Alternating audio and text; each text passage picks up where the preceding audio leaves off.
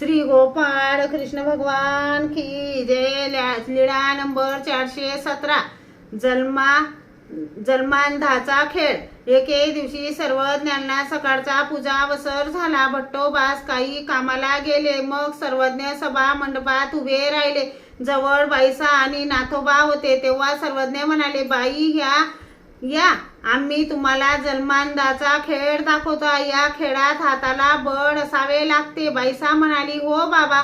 बाईसाने कासोटा घातला। सर्वज्ञांनी दोन्ही श्रीकर बोटे फसून डोक्यावर ठेवले। सर्वज्ञ म्हणाले, ज्याचे वजन जास्त होईल तो पडेल आणि त्यांच्यावर डाव येईल।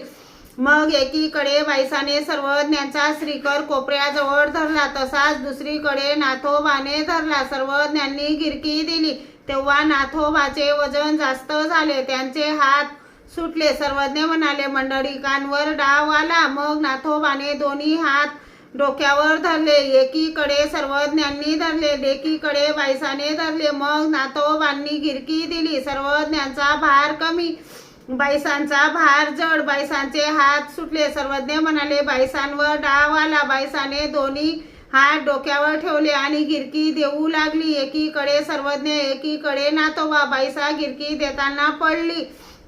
हात डोक्यावर निसटले, हात डोक्यावरून निसटले। असा सर्वज्ञांनी खेळ केला। मग सर्वज्ञ बसले। श्री गोपाळ कृष्ण भगवान की जय।